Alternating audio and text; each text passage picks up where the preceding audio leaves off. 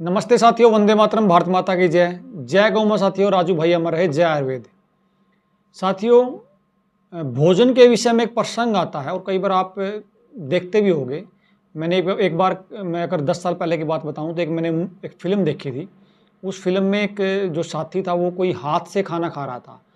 तो जो उसके बगल में जो बैठा था साथी, उसको मतलब इतनी घृणा की दृष्टि से देखता है हाथ से खाना खाने में।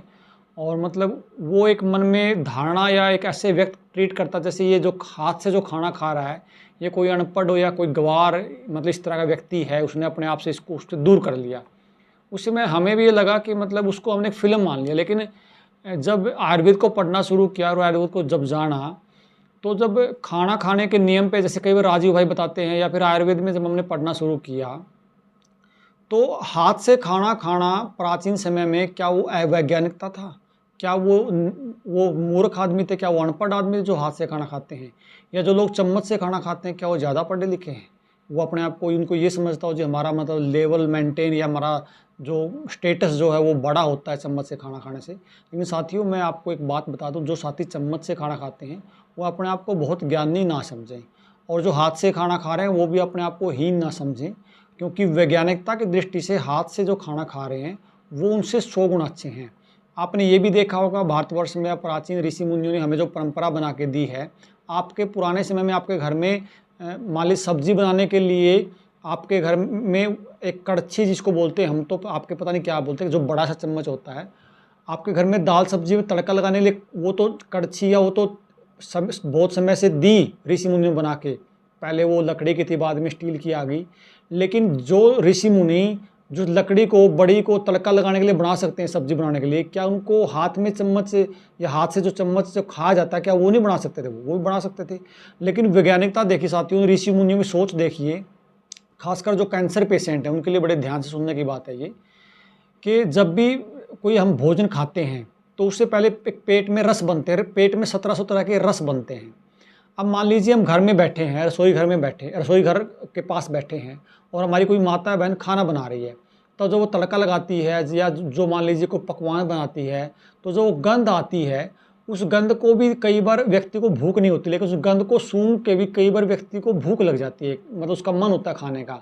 तो सुगंध से भी व्यक्ति को जो जठर पे भी और रसों पे, जो उसके रस हैं उस पर रसों पे प्रभाव पड़ता है। और जिस तरह की सुगंध आती है, मान लीजिए हलवे की सुगंध आई तो अमाशय ने उसी तरह का रस बनाना शुरू कर दिया, मीठे संबंधित है। मान लीजिए अगर सब्जी की सुगंध, सब्जी में तड़के की आई, तो जो उस रस को पचाना, उस सॉरी भोजन को जो पचाना है उस तरह का रस बनाना शुरू कर देता है। इतनी वैज्ञानिकता मतलब यहाँ तक थी कि जो आप जब भोजन खाने की जब बात आई, तो जब ये भोजन, जब हाथ जब उस भोजन को छूता है, जब उसके संपर्क में आता है, जितनी उंगली या पांचों जब उंगली उसके संपर्क में आती हैं, तो वो उसमें वो काम करता है कि मतलब ये जो सेंसर का काम करता है आपका हाथ, कि पेट को कौन सा रस बनाना है, वो भोजन सेंस, ये हाथ सेंसर का काम करता है। और खाना मुंह में जाने से पहले आपका जो अमाशय उसको रस को बनाना शुरू कर देता है, और जब वो भोजन खा जाता है तो उसको पचने में आसानी होती है। हाथ से खाना खाने की इतनी वैज्ञानिकता ऋषियों को पता थी कि जब तक हाथ से खाना खाया और ज़मीन पे बैठ के खाना खाया, जब तक ये व्यवस्था भारत में रही, जब तक ये रीति रिवाज रहे, तब तक शुगर नाम की कोई बीमारी नहीं थी।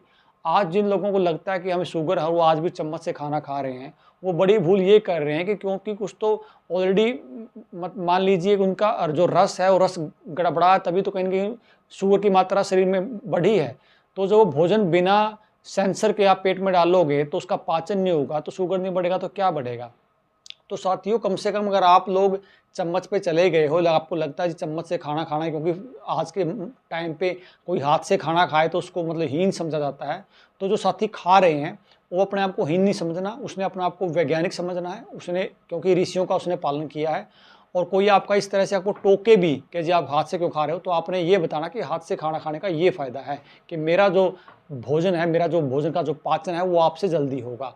तो आपके और कम से कम आने वाली जो पीढ़ी है, आने वाली जो नस्ल है, उसको शुगर जैसी इन चीज़ों से बचाना है, तो कम से कम ज़मीन पे बैठ कर और हाथ से भोजन करना जरूर सिखाइए, क्योंकि ये बड़ी वैज्ञानिकता है। और इस जो संस्कृति को ये ना हो कि बच्चों को पता ही ना लग पाए, और आने वाली पीढ़ी को इस तरह के जो छोटी छोटी चीज़ें थी आयुर्वेद की, वो आपने जरूर बता के जाना, खासकर दादी को, दादा को, इन बच्चों को जरूर बतानी है अपने को। नमस्ते साथियों, वंदे मातरम, भारत माता की जय। जय गौ माता साथियों।